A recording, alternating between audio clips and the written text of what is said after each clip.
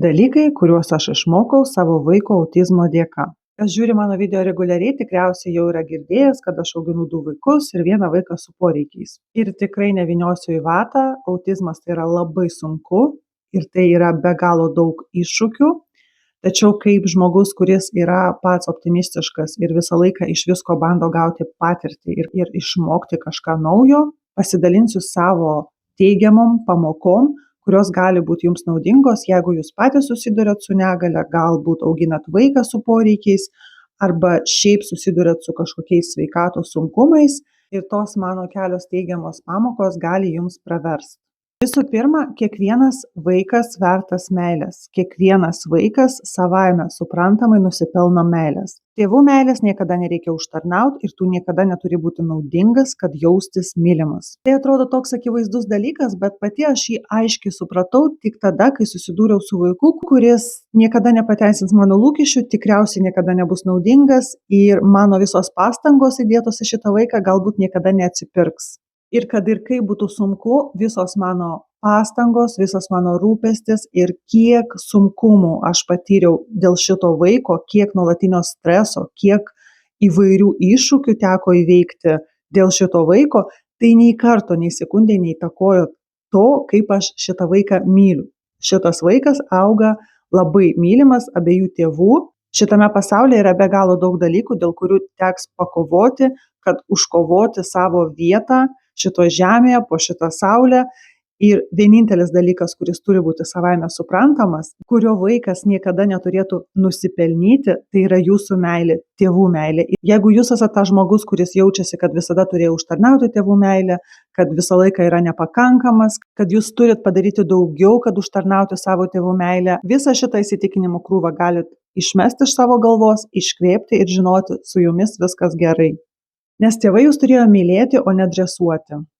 Dar vienas dalykas yra tai, kad aš tapau geresnė kitiems, geresnė ir nuolaidesnė. Niekada nebuvau kažkaip specialiai negera su kitais, bet atsiradus tokiam vaikui mano gyvenime, aš supratau, kaip mes galim kartais klysti, kaip mes galim nežinoti absoliučiai, pro ką praeina kitas žmogus, nes mes matom tik ledkalnio viršūnes ir mes visiškai nežinom, ką žmogus išgyvena. Koks skausmas spaudžia to žmogaus krūtinę, kokį krūvį kiekvieną dieną tas žmogus nešioja ant savo pečių, su kokiom nematomom kovom šitas žmogus susiduria kiekvieną dieną. Tiesiog, kadangi pati pradėjau suprasti, kad aš neatrodau kaip žmogus, kuris kenčia. Jūs mane pamatę gatvėje, niekada gyvenime nepagalvotumėt, pro kokius sunkumus ir išbandymus aš praeinu kiekvieną dieną.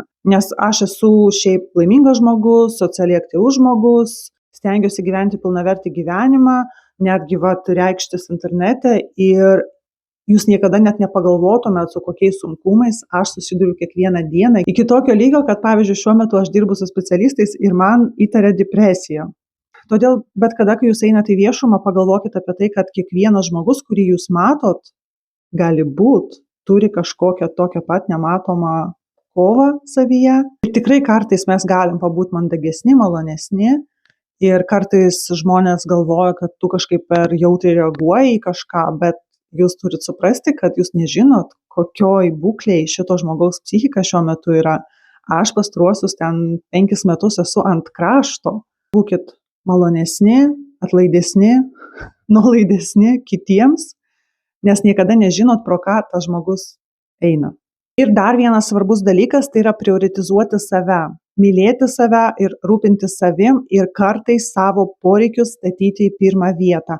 Aš visą laiką buvau tas žmogus, kur, aš padarysiu dabar viską dėl šeimos, dėl vaikų, dėl bet ko kito ir paskui, jeigu liks laiko, aš pradėsiu kažką daryti dėl savęs. Bet gali būti, kad tobulas aplinkybės niekada nesusiklostys. Jeigu yra kažkas, ko jūs norit, pavyzdžiui, norit kažką studijuoti, ir visą atidedat, nes galvojat, kad kažkada vėliau bus geresnis laikas tam. Arba norit išbandyti kažkokį hobį ir niekada nerandat tam laiko, nes aplinkiniai vis tiek sakys, kad kam to reikia, ten šokį ar muziką, kam to reikia, tu iš to vis tiek negauni jokios naudos. Nauda yra tai, kad man nuo to bus malonu ir tai yra jau didelė nauda.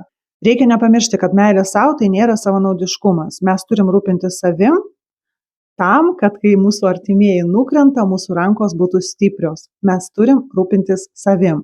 Taip pat ir su mano šito YouTube kanalu. Aš svajojau turėti YouTube kanalą prieš 15 metų. Man pirmą kartą atsirado mintis, kad aš norėčiau tai pabandyti daryti, bet neturėjau temos, kurią norėčiau filmuoti. Galvojau gal apie gyvenimą Anglijoje arba apie dar kažką, žodžiu, bet vis kažkaip aš galvojau, kad vėliau. Prieš 10 metų aš gavau fitneso treneris kvalifikaciją ir pagalvojau, kad noriu pradėti kurti kanalą galbūt šitą temą.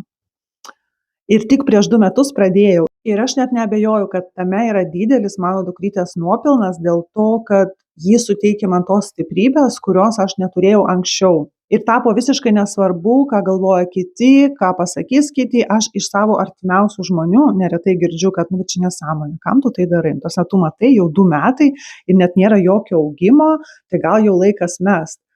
O kam man mest, jeigu tai yra vienintelis dalykas, kuris man teikia malonumą. Iš viso to milžiniško sąrašo dalykų, kurie yra mano atsakomybės ir pareigos. Šitas dalykas yra vienintelis, kuris man teikia malonumą ir nėra mano pareiga. Todėl jeigu yra kažkas, ką jūs norit daryti ir jūs žinot, kad jums šitas dalykas teiks malonumą ir net jeigu niekas kitas nesupras, kodėl jūs to norit, vis tiek verta bandyti ir verta daryti, nes tai bus kažkas, ką jūs darysit dėl savęs. O jeigu jūs būsit laimingi dėl savęs, jūs ir savo artimiems, ir savo mylimiems, ir savo vaikais galėsit rūpintis dar geriau. Ir dar vienas labai svarbus dalykas, tai yra neprašyti patarimai ir reakcija į juos. Anksčiau, kai aš, tarkim, buvau dar jaunesnė, kažkokie neprašyti patarimai galėjo mane labai užgauti. Maždaug, ką čia žmogus, nesuprantantis mano situacijos, mane čia kažkaip bando mokinti, ar man čia kažką patarinėti. Bet dabar, kai aš turiu vaiką su negalia ir aš esu šitoj nuolatiniai kovoj daug metų, aš pradedu suprasti, kaip jaučiasi kiti žmonės. Pavyzdžiui, žmonės, kurie 10 metų negali pastot, bet būtinai atsiranda kažkokia teta, kurios bendradarbės kaimynės pusseserė buvo susidūrusi su tokia pat situacija ir jiems padėjo, žinai kas? Seksas. Tiesiog pabandykit seksą. Jūs ką nebandėt? Ką nebandėt? Tai pabandykit, ką čia 10 metų negalit pastot, o jūs jau esat žmonės, kurie ten su šimtais įvairių specialistų, įvairius ten sveikatos patikrinimus atlikot.